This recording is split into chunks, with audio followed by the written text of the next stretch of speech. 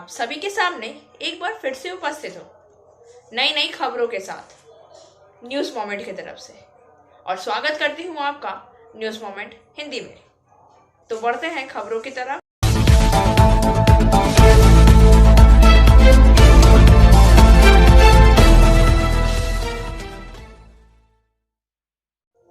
और अधिक खबरों के लिए बने रहिए हमारे साथ। मिलते हैं छोटे से ब्रेक के बाद।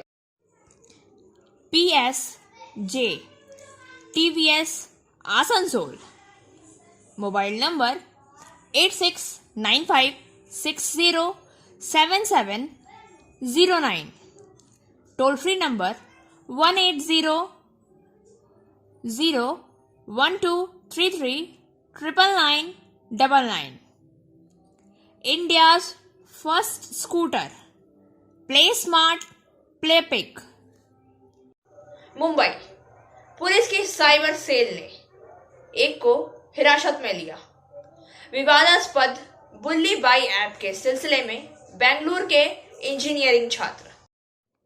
This news sponsored by Hillview hospital. Your health is our concern. वह ऐप के 4 फॉलोअर्स में से एक बताया जा रहा है। छात्र को मुंबई लाया गया। इस बीच दिल्ली पुलिस ने सोमवार को कहा कि उन्होंने होस्टिंग प्लेटफॉर्म गिटहब को पत्र लिखकर उन खातों की जानकारी मांगी है जिन्होंने बुल्ली बाई ऐप पर महिलाओं की तस्वीरें पोस्ट की थी, जहां उनकी नीलामी की जा रही थी। हालांकि अधिकारियों ने कहा है कि किसी भी संदिग्ध की पहचान करने में कोई सफलता हासिल नहीं हुई है। इससे पहले दिल्ली में आईपीसी की धारा 354A यौन उत्पीड़न और यौन उत्पीड़न के लिए सजा, 509 शब्द इशारा या महिला की सील भंग करने का इरादा और 153A धर्म के आधार पर विभिन्न समूहों के बीच दुश्मनी को बढ़ावा देना के तहत प्राथमिकी दर्ज की गई। जाति, जन्म स्थान, निवास आदि।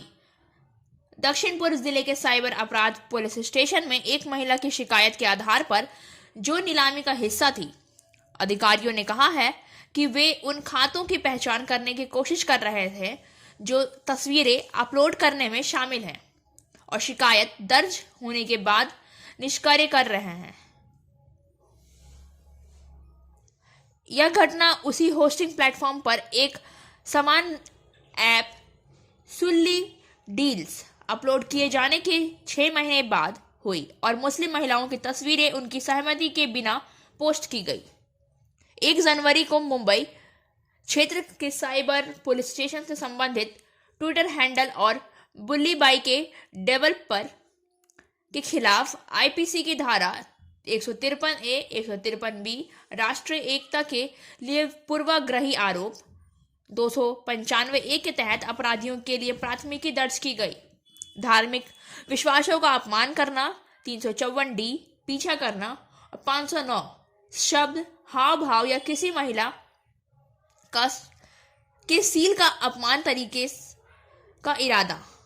भारतीय दंड संहिता की धारा 500 आपराधिक मानहानि और धारा 67 इलेक्ट्रॉनिक रूप से अश्लील सामग्री को प्रकाशित या प्रसारित करना, सूचना प्रौद्योगिकी अधिनियम के।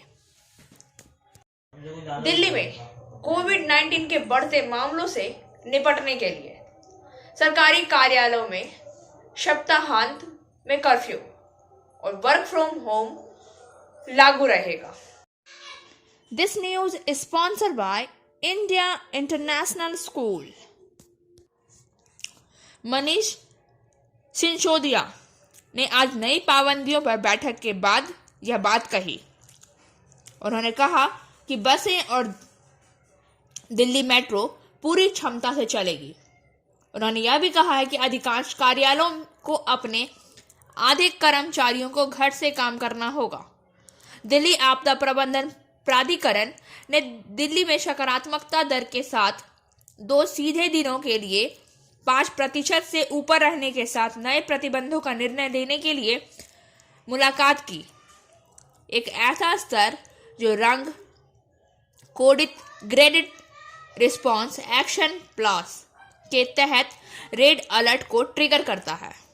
श्री सिसोदिया ने संवाददाताओं से कहा कि डीडीएमए ने कोविड वृद्धि को रोकने के लिए शनिवार और रविवार को दिल्ली में कर्फ्यू लगाने का फैसला किया है। आवश्यक सेवाओं में लगे लोगों को छोड़कर सभी सरकारी और अधिकारी घर में से काम करेंगे। निजी कार्यालयों के 50% कर्मचारी घर से ही काम करेंगे। बसें और मेट्रो 100% काम करेंगे, लेकिन बिना मास्क के नहीं। चिंता की कोई बात नहीं है, मास्क को अपनी ढाल बनाएं। दिल्ली ने बढ़ते सकारात्मकता दर या प्रत्येक 100 परीक्षणों के लिए सकारात्मक परीक्षण करने वाले लोगों की संख्या की सूचना दी है। सोमवार को 24 घंटे में 4099 नए मामले सामने आए और एक मौत हुई। दिल्ली में पॉजिटिविटी रेट 6.46% है, जो मई के बाद सबसे ज्यादा है। कोलकाता पुलिस पर कोरोना का हमला, 7 आईपीएस समेत 80 से अधिक संक्रमित। लाल बाजार पर कोरोना का हमला। This news is sponsored by Motion Durgapur centre. Kolkata police के संयुक्त आयुक्त, अतिरिक्त आयुक्त और 5 उपायुक्त स्तर के आईपीएस अधिकारियों पर कोरोना का हमला हुआ। पीड़ितों की कुल संख्या 80 से अधिक है।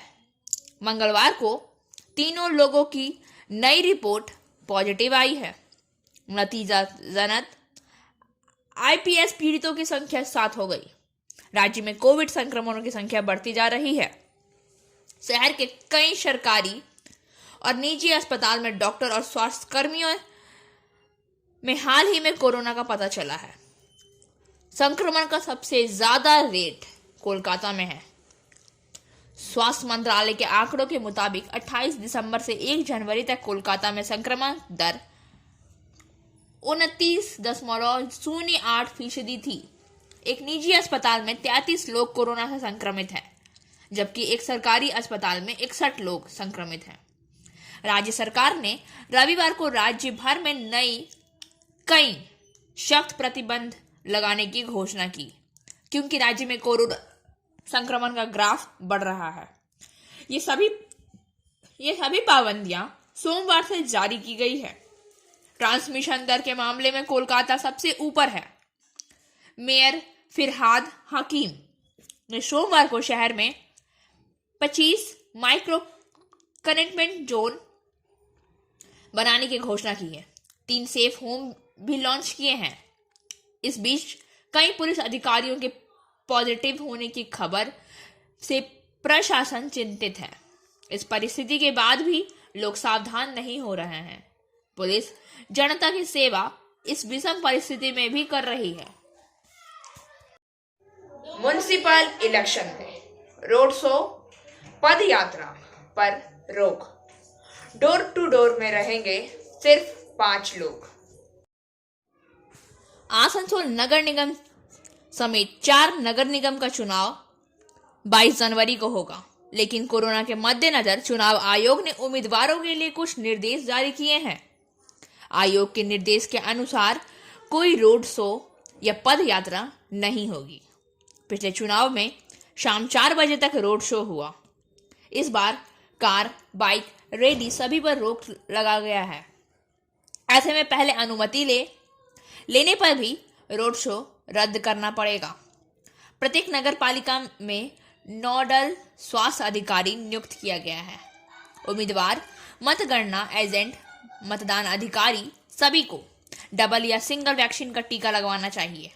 और उम्मीदवारों सहित 5 से अधिक उम्मीदवारों को घर घर प्रचार करने की अनुमति नहीं है। खुले मैदान में 500 से अधिक की जनसभा न करें। प्रवेश और निकास के लिए अलग गेट। सभागार में अधिकतम 200 लोग हैं या आधी सीटों की अनुमति प्राप्त करें। प्रचार का समय कम कर दिया गया है। प्रसारण सुबह 9 बजे से रात 8 बजे तक। साइलेंस जोन को बढ़ाकर 72 घंटे किया जा रहा है। नगर निगम चुनाव में चुनाव प्रसार कैसे चलेगा, इसको लेकर काफी असमंजस स्थिति बनी हुई थी, क्योंकि उम्मीदवारों की सूची की घोषणा के बाद से ही राज्य में मतदान की गर्मी बढ़ती जा रही है। 4 निगमों के मतदान अभियानों में कोविड के नियम तोड़ने के आरोप देखे जा सकते हैं। देखने में आया है कि प्रत्याशी बिना मास्क के प्रचार में निकले हैं। देखने में यह भी आया है कि किसी भी पार्टी के ज्यादातर कर्मचारी के पास फेस मास्क है ही नहीं। और अधिक खबरों के लिए बने रहिए हमारे साथ। मिलते हैं छोटे से ब्रेक के बाद। फिजियोथेरेपी क्लिनिक पुरुषों एवं महिलाओं दोनों के लिए। यहाँ उपयोग किए जाने वाले मशीनों का नाम है UST, IFT, TENS, MS, short wave deep heat, web wax bath, infrared lamp इत्यादि। Shripalli, GK Roy Sarani, Rupam building, Asansol, Upendranath high school के पास। अधिक जानकारी के लिए आप संपर्क कर सकते हैं महुआ 7047456855 पर। मौके पर राजेंद्र शर्मा नाम के शख्स ने बिना अनुमति JPC मशीन की मदद से जमीन से करीब 20 ताजे पेड़ उखाड़ दिए। स्थानीय लोगों से मिली सूचना पर सलानपुर थाना की पुलिस ने आकर राजेंद्र शर्मा को गिरफ्तार कर लिया और पेड़ के मालिक राजेंद्र शर्मा से बात करने के बाद उन्होंने कहा कि यह जगह मेरी है और ये सारे पेड़ भी मेरे द्वारा लगाए गए हैं, लेकिन अनुमति क्या है। हालांकि BIT अधिकारी सुमन दास ने कहा कि जहां भी पेड़ या जगह लगाया गया है अनुमति आवश्यक है, मालिक के खिलाफ नोटिस दिया जाएगा। और अधिक खबरों के लिए बने रहिए हमारे साथ। मिलते हैं छोटे से ब्रेक के बाद। एंजल विद्या मंदिर, a sure way to success. We provide class 8 to 10, class 11 and 12, graduation honors and program. We also provide all types of competitive class. For further information, please contact 9932864067 or 8116183079. प्रशासन बार बार आम लोगों से mask पहनने और सामाजिक दूरी के नियमों को पालन करने के लिए अपील कर रही है, लेकिन आम लोगों को भी इसकी जानकारी नहीं है और सामाजिक दूरी के नियम का पालन करने के लिए भी नहीं। साथ ही यातायात नियमों का पालन जरूरी है, जैसे बाइक चलाते समय हेलमेट पहनकर बाइक चलाना। Like, share and subscribe and forward YouTube channel News Moment. For more details and for advertisement, contact editor 956383. मंच की चाप रोशनी के नीचे, उसके चारों ओर फ्लैश लाइट के साथ 22 वर्षीय दिल्ली की लड़की आर्ची सिंह घबराई नहीं और ना ही घबराहट के कोई लक्षण दिखे उसमें। उन्होंने रविवार को कार्टाजेना, कोलंबिया में आयोजित एक miss international trans beauty presence में आत्मविश्वास से रैंप पर उतरे और वाक्पटुता से बात की। उनके विश्वास और आत्मविश्वास ने उन्हें इवेंट में सेकंड रनर अप का खिताब दिलाया। यह अंतर्राष्ट्रीय सौंदर्य प्रतियोगिता में एक भारतीय ट्रांस वुमेन को अपनी तरह की पहली मान्यता। आर्ची, जिसे सौंदर्य प्रतियोगिता में भारत का प्रतिनिधित्व करने पर बहुत गर्व है, ताज पहनने के बाद भावनाओं के रोलर कोस्टर से गुजर रही थी। यह शीर्षक घर लाना और LGBTQA+ समुदाय और भारत की महिलाओं के लिए एक आवाज बनना बहुत अच्छा लगता है, जिन्हें अक्सर दबा दिया जाता है। मैं वास्तव में विनम्र महसूस कर रही हूँ और मेरे ऊपर भारत के ट्रांस वुमेन मॉडल के लिए लगातार काम करने की एक बड़ी जिम्मेदारी है। मैं चाहती हूं कि ट्रांस वुमेन का नजरिया बदले। मैं नहीं चाहती कि लोग हमें भिखारी और नर्तक के रूप में टैग करें। हमारी गरिमा है और हम पूर्ण महिलाएं हैं। मुझे खुशी है कि मैं इसके आसपास सकारात्मक बातचीत शुरू कर सकती हूँ। आर्ची ऐसा कहती हैं। और अधिक खबरों के लिए बने रहिए हमारे साथ। मिलते हैं छोटे से ब्रेक के बाद। Coaching for medical NEET ends entrance exam by DK Lal sir. For further information, please contact 9832829475. Asansol municipal election 2022 के चुनाव के लिए नामांकन पत्र जमा करने का सोमवार का अंतिम दिन था। आसनसोल नगर निगम के 106 वार्डों में 22 जनवरी को होने वाले चुनाव के लिए नामांकन पत्र जमा करने का सोमवार को अंतिम दिन था। GT रोड आसनसोल स्थित सेंट जोसेफ हाई स्कूल नामांकन केंद्र में प्रशासन सूत्रों के अनुसार 89 उम्मीदवारों ने निर्दलीय के रूप में नामांकन पत्र जमा किया। वहीं 4 अन्य पार्टी में से पर्चा भरने के लिए 569 लोगों ने पत्र लिया। 4 जनवरी को नामांकन पत्र की जांच होगी। 6 जनवरी नाम वापसी की अंतिम तिथि है, जिसके बाद उम्मीदवारों की सूची जारी की जाएगी। कुछ ऐसे भी थे जिन्होंने निर्दलीय या अन्य राजनीतिक दल प्रार्थी के रूप में नामांकन पत्र जमा किया, जिनमें तृणमूल कांग्रेस के पूर्व डिप्टी मेयर तबस्सुम आरा और पूर्व MIC मीर हासिम ने निर्दलीय के रूप में पर्चा भरा, तो पूर्व ब्यूरो चेयरमैन गुलाम सरबर ने कांग्रेस पार्टी के तौर पर। इसी तरह आसनसोल पूर्व मेयर भाजपा नेता जितेंद्र तिवारी की पत्नी चैताली तिवारी का नामांकन पर भी सबकी नजर रही। वाम मोर्चा ने 106 में से 95 वार्डों में नामांकन पत्र दाखिल किया। पता चला है कि वामपंथियों ने वार्ड 77 समेत 8 वार्डों में निर्दलीय उम्मीदवार को समर्थन का फैसला किया है। 5 वार्डों में से वाम दलों की प्रमुख सहयोगी माकपा ने 68 वार्डों में उम्मीदवार उतरे हैं। 3 सहयोगी भाजपा ने 8 वार्डों में, RCP ने 6 वार्डों में और 13 वार्डों में फॉरवर्ड ब्लॉक ने उम्मीदवार दिए हैं। और अधिक खबरों के लिए बने रहिए हमारे साथ। मिलते हैं छोटे से ब्रेक के बाद। Like, share and subscribe and forward YouTube channel News Moment. For more details and for advertisement, contact editor 956383. Bulandshahr में पुलिस अफसर सुबोध सिंह की पीट कर हत्या करने के आरोप में आरोपी को सुप्रीम कोर्ट से बड़ा झटका लगा। सुप्रीम कोर्ट ने आरोपी योगेश राज की जमानत रद्द कर दी। उसे इलाहाबाद हाई कोर्ट से जमानत मिल गई थी। इस मामले में सुप्रीम कोर्ट पहुंचते ही कोर्ट ने हाई कोर्ट से मिली जमानत के फैसले पर रोक लगा दी है। जज ने इसे संगीन मामला मानते हुए जमानत खारिज करने के साथ आरोपी को 7 दिन के भीतर सरेंडर करने का आदेश जारी किया गया है।